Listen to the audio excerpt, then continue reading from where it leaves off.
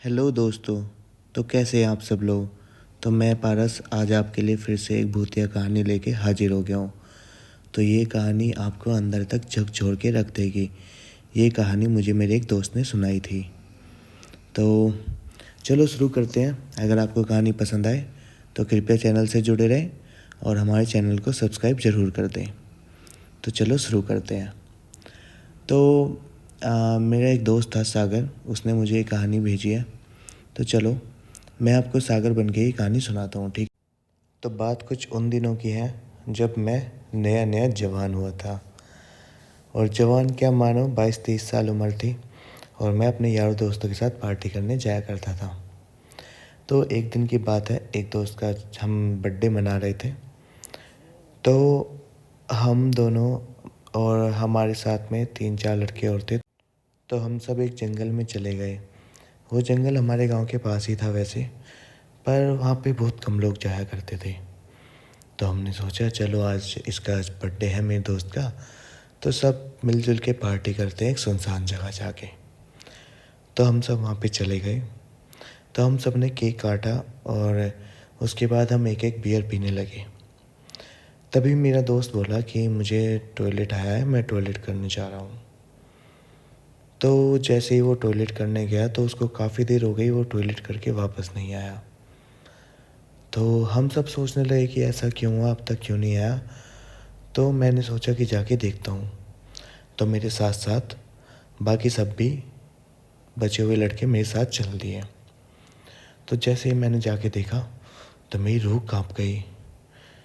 मेरा दोस्त राहुल अपने एक पैर पे खड़ा हुआ था और उसने अपने हाथ ऊपर उठा रखे थे।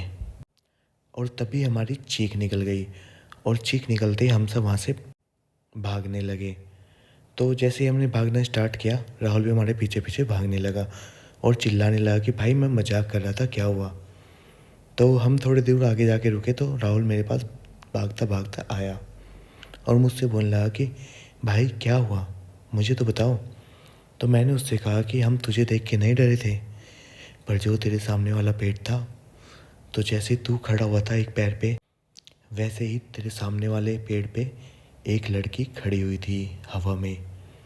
जैसी पोजीशन में तू था सेम पोजीशन में। तो हम ये सोच के डर गए कि वो लड़की बिना किसी रस्सी के, बिना किसी सहारे के कैसे हवा में है। तो इसलिए हम वहाँ से भाग गए। खैर तब तो हम वापस घर आ गए, तब तक कुछ नहीं हुआ। पर घर आते ही रात को मेरा दोस्त राहुल बहुत तेज़ तेज़ चिल्लाने लगा। मेरा घर उसके घर के बगल में ही था, तो मुझे उसके चिल्लाने की आवाज़ें आई। तो मैंने भी छत से छत मिली हुई थी, तो मैंने अपनी छत से उसकी छत पे जाके देखा और मैं नीचे चला गया। तो नीचे जाके उसके पापा उसको समझा रहे थे कि बेटा कुछ नहीं है। मैंने पूछा कि अंकल जी क्या हुआ। तो उसके पापा कहने लगे इसके कोई छोटी लड़की दिख रही है, वो कभी इसके पेट पर बैठती है, कभी इसकी छाती पर, और ये ऐसे ही बोल रहा है। तो मैं अपने दोस्त राहुल के पास जाके बैठा और उससे पूछा।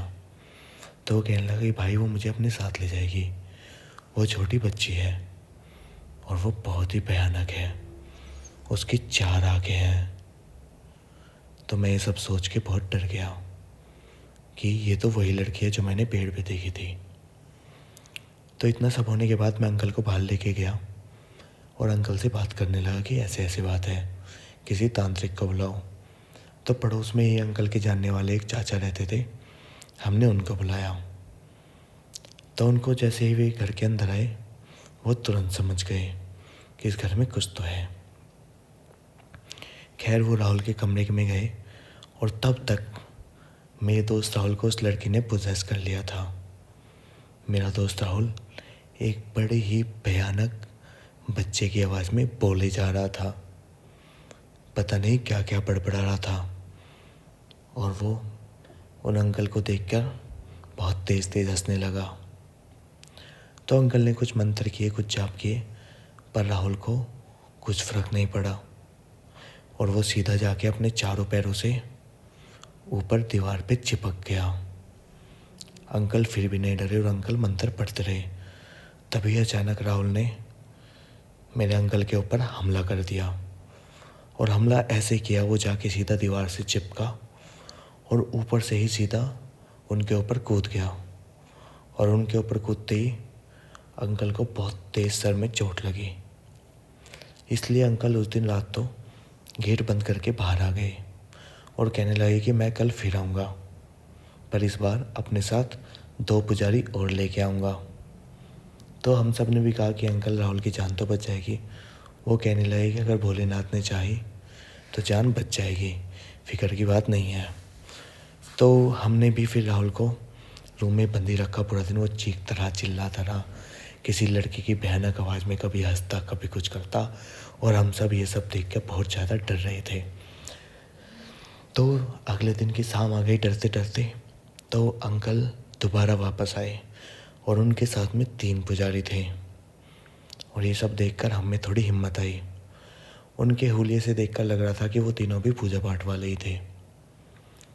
तो वो सब रूम में चले गए और उन सब ने हमें कहा कि इसको चारपाई पे बंधवा दो। तो हम सब ने मिलकर राहुल को चारपाई पे बांध दिया। पता नहीं उसके अंदर कहाँ से इतनी ताकत आ गई थी। और मैं तो बहुत डरा हुआ था। उसकी आंखें पूरी काली हो चुकी थी और वो एक ही दिन में इतना ज़्यादा सूख गया था जैसे उसका आधे से ज़्यादा वज़न कम हो गया हो।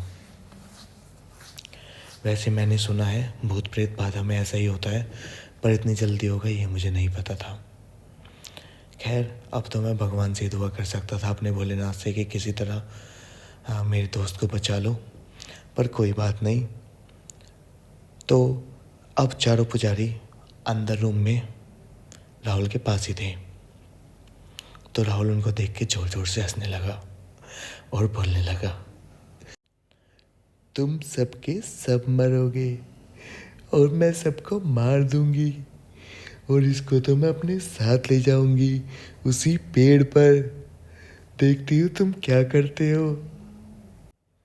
और इतना कहते ही अंकल ने तुरंत अपने पास से एक लोटा निकाला, उसमें जल भरा हुआ था, और उस जल का छींटा राहुल के ऊपर मारा। और जैसे ही राहुल के ऊपर छींटा लगा उसके अंदर से धुआं उठने लगा। और जैसे ही धुआं उठा तो वो चिल्लाने लगा कि ये क्या कर रहा है पंडित, तू नहीं बचेगा, मैं तुझे मार दूंगी।